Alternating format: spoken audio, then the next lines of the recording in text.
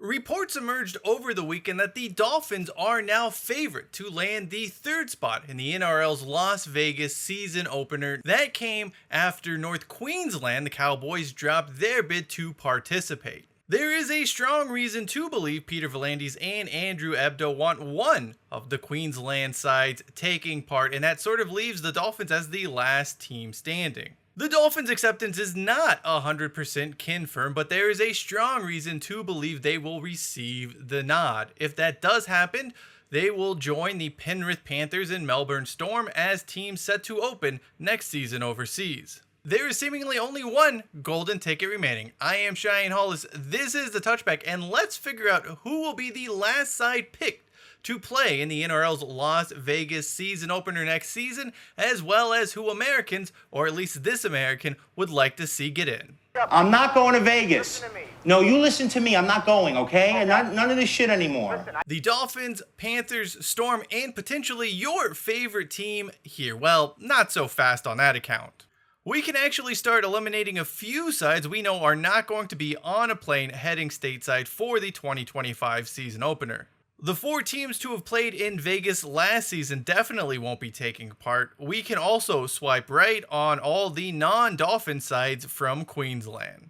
The Bulldogs withdrew their application a while back, and the West Tigers did not apply from what has been reported. That leaves us with 6 teams fighting for potentially one spot. With that in mind, let's see what each of these 6 teams has to offer when it comes to playing in Las Vegas to open the 2025 season. We start with the St. George Illawarra Dragons. There aren't a lot of reasons for the joint venture to be considered. I mean, they are better in 2024 than they have been the past few campaigns, and I guess they applied, so that's something. Seriously speaking, the Dragons probably don't have much of a shot at going to Vegas without something happening to every other team on this shortlist. As I just mentioned, the Dragons are an improved team. They seem to have a direction under Shane Flanagan, something they desperately lacked in those Anthony Griffin seasons. That being said, St. George Illawarra is short on star power. They're just a style that hasn't quite come together just yet. They can hang with teams, they can play with teams, but I don't know if this is the franchise you send over to Vegas looking to put your best foot forward as the NRL. In a season or two's time, definitely St. George Illawarra is going to be in that discussion to be part of the Vegas opener, but definitely not 2025. Randy Jackson, hit him with the verdict. It's definitely a no for me, dog. Next up is last year's surprise package, the Newcastle Knights. Why should they be considered for Vegas? Well, that really boils down to one man and one man only, Kalyn Ponga. How bad does the NRL want one of its best players on the biggest regular season stage, the biggest platform outside of the finals it has available? There are pros and cons to this decision.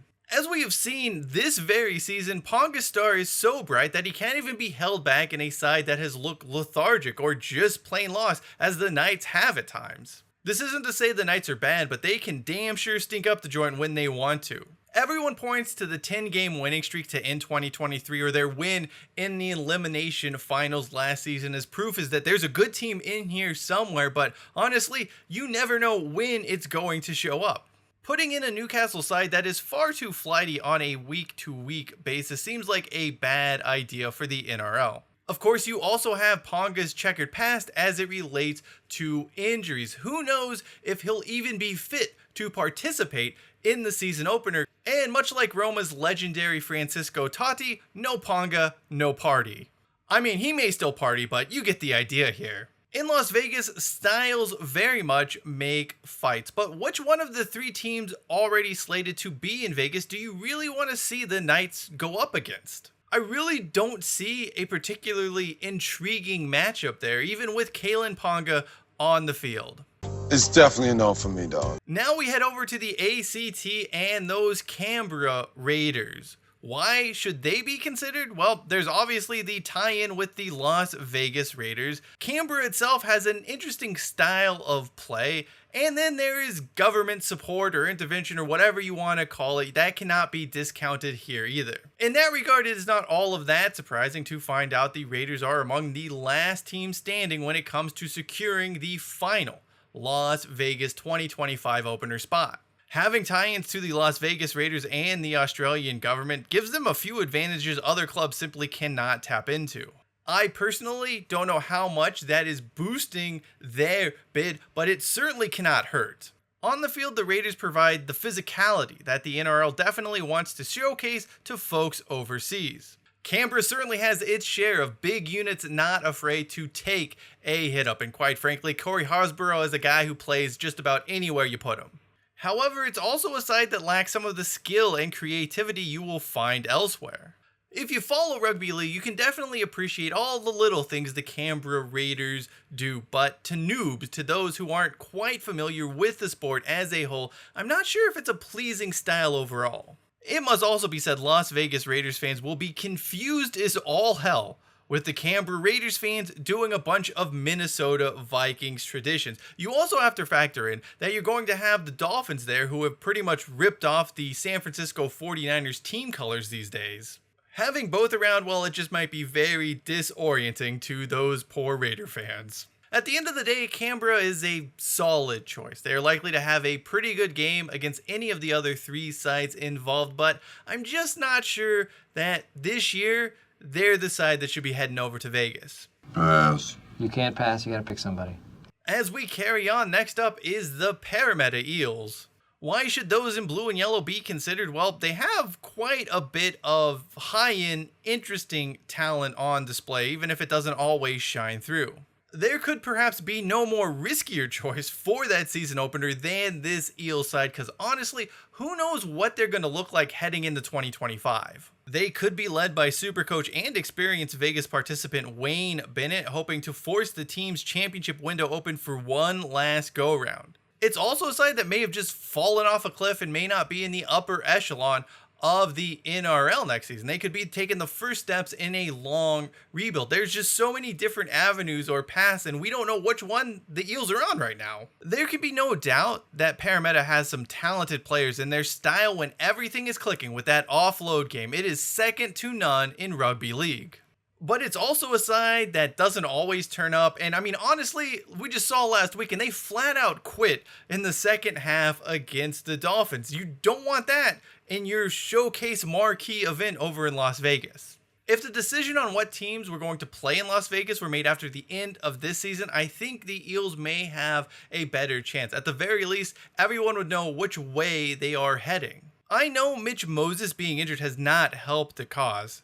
However, this is an Eels side that has also struggled with him in the team at times over the past season and a quarter, I suppose. So the Eels going to Las Vegas, well, here's the verdict. Pass. You can't pass, you gotta pick somebody.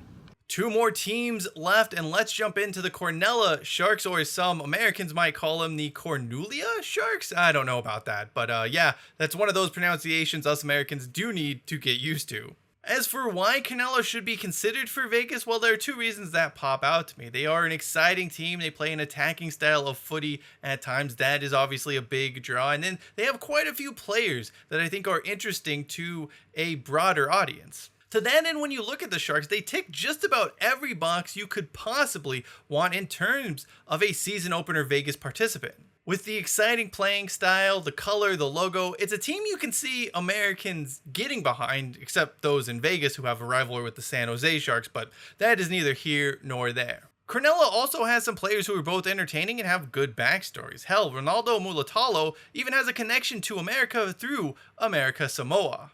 The primary concern I have about the Sharks is that in 2023, they were blown out by all three of those sides heading to Las Vegas. Penrith, the Melbourne Storm, and the Dolphins all just boat raced the Sharks. Obviously, we don't know how that plays out in 2024, but I think there's a reason to be concerned. I will say this, I have more confidence in the Sharks potentially keeping things close against those three teams heading to Vegas than some of the other sides I have previously mentioned. Hot dog! Now we're cooking with gas. Finally, we have the New Zealand Warriors. Sorry, I am not using their corporate prefix here. The Warriors should be considered because they're probably the most deserving franchise here. There was obviously their support of the competition by playing outside of New Zealand for, 18 months or so. The team itself plays some attractive footy, and just having a team from New Zealand taking part gives rugby league, gives the NRL sort of a more global presence, at least surface level. Early on in the race for Las Vegas 2025, the Warriors were seen as one of the favorites, almost a formality to get in. That talk, though, has cooled off quite a bit in recent months. The Warriors have gone from being a shoe-in, not shoey, a shoe-in. They've gone from being a shoe-in to almost an outsider at this point, or if not an outsider, they've seen their odds drop noticeably.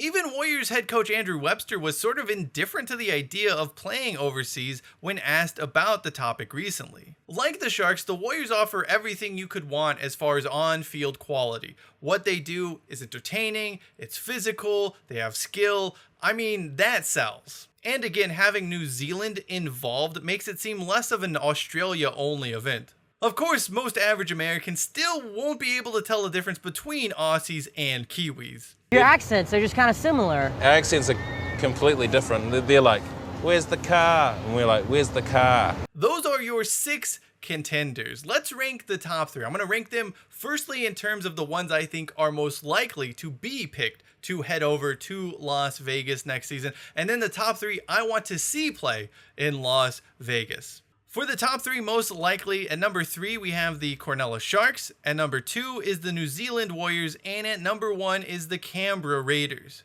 Never underestimate the ability of a government to do something that benefits itself either directly or indirectly. I'm not saying the Raiders aren't totally undeserving of playing overseas to open next season, but are they the most deserving team? I just don't know about that. I wouldn't say this is a terrible pick. If the Raiders were the team chosen to play in Las Vegas, I don't think it would be a travesty by any means. I just feel like there were other matchups, other teams I would rather see. With that in mind, here is my top 3 for Vegas. At number 3, I have the Cronulla Sharks. At number 2, the New Zealand Warriors. And at number 1, in a bit of an upset, I'm picking the Parramatta Eels. Hear me out on this. I believe putting the Battle of the West in the Wild West would be a great thing for the American audience. We know the Australian audience is going to watch, and just having this huge rivalry fixture, this clash of 2 teams that dislike each other, would be big time. I know this is something that's going to infuriate some fans in Australia. I can feel the vitriol. I can feel the heat coming through the screen as we speak. I totally get it. But where are you going to put the Penrith home game in the Battle of the West for? Are you playing it twice at CommBank? Sure, you could host it somewhere in the country. That would be cool. But why not Las Vegas? By the way, if there is one place in the world that has a bunch of Westie shit to do, it is Las Vegas. Guns, boats, all of that Westie stuff is available to you. I mean, it's probably the most fitting place to hold this game. I'm kidding.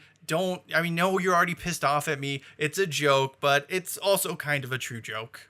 At the end of the day, Panthers v Eels is a showcase worthy of the global level. And you're never going to have an opportunity like this again, at least not for 20 years or whenever the Eels are asking for a new stadium or building a new stadium or whatever the case may be. This is just kind of the one time in history where you can play the Battle of the West somewhere else. And that's somewhere else, the perfect location for it, Las Vegas, Nevada.